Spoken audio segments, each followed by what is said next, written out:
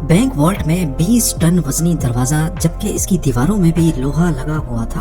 बनाने वालों को इस पर इतना यकीन था कि उन्होंने बैंक वॉल्ट में सिक्योरिटी अलार्म तक नहीं लगाया, क्योंकि इसको अनब्रेकेबल वॉल्ट कहा जाता था। इसका भरम तो तब टूटा जब डकैतों ने एक मास्टर प्लान बनाया और पूरे 27 घंटों तक सिक्योरिटी को चकमा देकर इस वॉल्ट में छुपे रहे। नाजरीन, ये मास्टर प्लान था क्या और ये हिस्ट्री की सबसे बड़ी बैंक रॉबरी क्यों मानी जाती है, इस पर बात करने से पहले हम सीधा चलते हैं 19 जुलाई 1976 वाले दिन पर। मंडे के दिन का सूरज निकल चुका था और फ्रांस के शहर निस में सोसाइटी जनरल नामी बैंक में स्टाफ मेंबर्स पहुंचना शुरू हो चुके थे। ये बैंक आज के दिन तक दुनिया का सबसे सिक्योर्ड और सबसे मजबूत वॉल्ट रखने वाला बैंक माना जाता था। हुआ कुछ यूँ था कि रूटीन के मुताबिक बैंक स्टाफ वॉल्ट को खोलने गए। ये एक बहुत ही हैवी दरवाजा था जिसमें इंतहाई कॉम्प्लिकेटेड लॉक लगा हुआ था। उन्होंने लॉक कॉम्बिनेशन लगाया लेकिन दरवाजा नहीं खुला।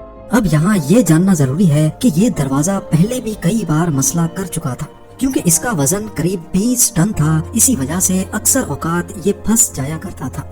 बैंक स्टाफ को लगा कि हमेशा की तरह आज भी ये फंस गया है, तो उन्होंने वॉल्ट बनाने वाली कंपनी से कांटेक्ट किया। आधे ही घंटे के बाद कंपनी के एक्सपर्ट्स बैंक में आ गए और दरवाजे को खोलने की कोशिश करने लगे। लेकिन हैरत की बात ये थी कि इस बार कंपनी के एक्सपर्ट्स से भी दरवाजा नहीं खुल रहा था।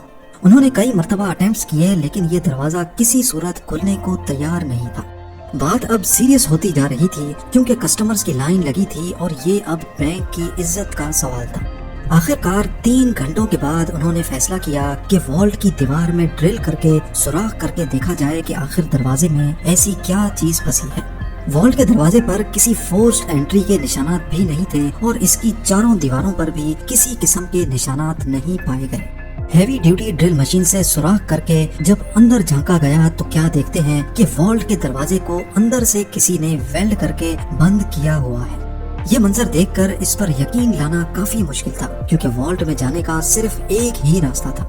ना ही इसके अंदर कोई रोशनदान था और ना ही कोई खिड़की, यानी वॉल्ट के अंदर जाना इम्पॉसिबल था। अब ये देखकर सबको इतना एहसास तो हो चुका था कि यहाँ कुछ न कुछ एबनॉर्मल जरूर है। उन्होंने मशीनरी मंगाई और वॉल्ट की दीवार को तोड़कर अंदर जाने का फैसला किया। ये काम काफी टाइम कंज्यूमिंग था, क्योंकि ये दीवारें नॉर्मल दीवारों से काफी मोटी थीं और इनके बीच में लोहा भी लगा हुआ था। खैर, कई घंटों की मेहनत के बाद इतना सुराख हो गया कि एक इंसान इसमें से अंदर जा सके, और जब अंदर देखा गया तो ये मंजर नाकाबिले यकीन था। बैंक वॉल्ट लुट चुका था, कुछ लॉकर्स टूटे तो कुछ खुले पड़े थे, और सबसे इंटरेस्टिंग बात, वॉल्ट की दीवार पर स्प्रे पेंट से ये फेमस अल्फाज लिखे हुए थे, जिसकी इंग्लिश ट्रांसलेशन है without arms, without hate and without violence. अभी बैंक स्टाफ होश में आता कि उन्होंने वॉल्ट की जमीन में एक टनल बना देखा। अब आगे का काम पुलिस का था, जो कि उस वक्त तक पहुंच चुकी थी। डकैत वॉल्ट में मौजूद पैसे और गोल्ड ब्लॉक समेत 4000 में से 400 सेफ बॉक्सेस तोड़कर उसके अंदर से कीमती चीजें लेकर फरार हो चुके थे। जो टनल उन्होंने खोदा था वो शहर के सबसे बड़े अंडरग्राउंड सीवरेज लाइन में निकल रहा था। वहाँ पुलिस को काफी सबूत मिले, जिसमें टूल्स और 27 गैस सिलेंडर्स भी थे, जिसकी मदद से डकैतों ने वेल्डिंग टॉर्च चलाई थी।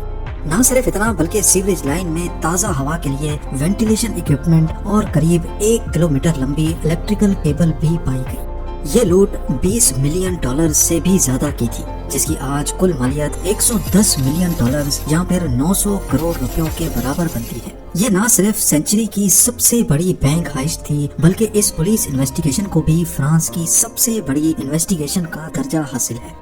खैर, ये बात अब पूरी दुनिया में फैल चुकी थी। बैंक की रेपुटेशन को तो अच्छा खासा नुकसान हुआ ही था, लेकिन ये फ्रेंच पुलिस के लिए भी बहुत अफसोस का मकाम था। अगले कई महीनों तक पुलिस ने एड़ी चोटी के जोर लगाए, आसपास के लोगों को पकड़ा, बैंक स्टाफ को इंटरोगेट किया, लेकिन कहीं से भी डकैतों का कोई सुराग ना मिल सका। फिर 3 महीनों के बाद अक्टूबर 1976 में पुलिस को एक बहुत बड़ी लीड मिली। डकैतों के ग्रुप का एक मेंबर अपनी ही गर्लफ्रेंड की टिप पर पकड़ा जा चुका था। पहले तो वो मान नहीं रहा था, लेकिन जब पुलिस ने उसकी तबीयत साफ की तो वो फट पड़ा और पूरी गैंग का नाम ले डाला। पुलिस के लिए हैरानगी की बात ये थी कि ये गैंग छोटी मोटी चिंदी चोरियों के लिए फेमस हुआ करता था। इतनी बड़ी बैंक हाइस्ट इन्होंने ही की थी, ये बात कुछ हजम नहीं हो रही थी। इस प्लान का मास्टरमाइंड असल में कोई और ही था। इंटेरोगेशन के दौरान गैंग मेंबर्स ने पुलिस को एक शख्स का नाम दिया जो कि उनके मुताबिक चोरी का मास्टरमाइंड था। ये एल्बर्ट स्पाच्चारी नामी शख्स असल में एक फोटोग्राफर था। जब पुलिस ने इसको अरेस्ट किया तो ये कहीं से भी क्रिमिनल नहीं लग रहा था। सिंपल ड्रेसिंग, सिंपल लाइफस्टाइल और शहर के आउटस्कर्ट्स में एक नॉर्मल से घर में रहता था। इसके आस पड़ोस से पता किया गया तो सबने यही कहा कि एल्बर्ट सीधा साधा फोटोग्राफर है जो हमेशा अपने काम से काम रखता है। लेकिन एल्बर्ट स्पाच्चारी के बारे में पुलिस जो कुछ सोच रही थी वो उससे बिल्कुल अलग था। उसने फौरन पुलिस के सामने कन्फेस किया कि बैंक हाइस्ट का मास्टरमाइंड वही है। पुलिस के लिए ये केस अब तकरीबन क्लोज हो चुका था, लेकिन ये तो सिर्फ एक शुरुआत थी। एल्बर्ट के मुताबिक उसने पहले इसी बैंक में लॉकर लिया था और बहाने से वो वॉल्ट में जाकर सारी चीजों की फोटोज कैप्चर करता था। उसने पहले अपने ही लॉकर में एक अलार्म क्लॉक रखा जिसका अलार्म रात के वक्त का सेट किया। जब अलार्म बजने से भी कोई अलर्ट नहीं हुआ और ना ही कोई सिक्योरिटी अलार्म बजा तो उसको कंफर्म हो गया कि वॉल्ट में कोई सिक्योरिटी सिस्टम नहीं लगा। फिर वो इंजीनियर के बेस में सिटी गवर्नमेंट के ऑफिस गया और शहर का नक्शा निकलवाया। इस मैप पे सीवरेज लाइन कहाँ और बैंक से कितना दूर है इसका अंदाजा लगाया। फिर उसने कैलकुलेशन की तो करीबी सीवरेज लाइन से 26 फुट का टनल खोदने पर वो सीधा बैंक वॉल्ट में निकल सकता है। अब इस काम के लिए बहुत मेहनत की जरूरत थी, लिहाजा एल्बर्ट ने शहर के एक गैंगस्टर से कांटेक्ट किया और उसको सारा प्लान बताया। उस गैंगस्टर ने अपने आदमियों को इस काम पे लगा दिया। टनल को खोदने में करीब 2 महीने लग गए क्योंकि ये काम बगैर मशीनरी के किया जा रहा था और इस काम को सिर्फ रात के वक्त करना बहुत जरूरी था जब बैंक में कोई भी नहीं होता।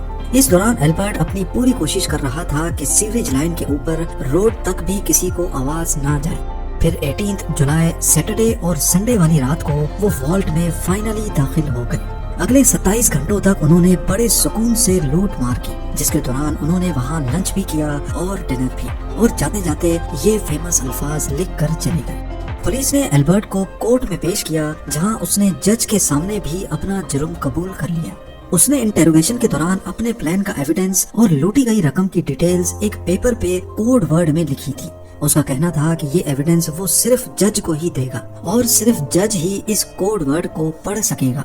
इस काम के लिए जज ने एल्बर्ट को अपने कमरे में बुलवा लिया। एल्बर्ट ने वो पेपर जज के हाथों में दिया जिस पर सिटी का मैप बना हुआ था। अभी जज उस मैप को समझने में लगे ही थे कि एल्बर्ट ने फौरन कमरे की खिड़की से छलांग लगा ली। ये कमरा फर्स्ट फ्लोर पे था और उसके नीचे एक गाड़ी खड़ी थी। एल्बर्ट गाड़ी की छत पे गिरा और फौरन खड़ा होकर एक बाइक जो पहले से उसका वेट कर रही थी उस पर बैठकर फरार हो गया। पुलिस की लाख कोशिश के बावजूद वो पकड़ा नहीं जा सका। कई सालों के बाद उसका इंटरव्यू इटली के एक टीवी शो में ब्रॉडकास्ट हुआ जिसमें उसका कहना था कि मुझे 12 साल की एज से ही खजानों का बहुत शौक हुआ करता था और ये शौक मैंने इस हाइस्ट से पूरा कर लिया। ऐसा महसूस हो रहा था कि इस इंटरव्यू के जरिए वो फ्रेंच पुलिस को तंग कर रहा है। उसके बाद एल्बर्ट कहाँ गया ये मिस्ट्री आज तक सॉल्व नहीं हो पाई।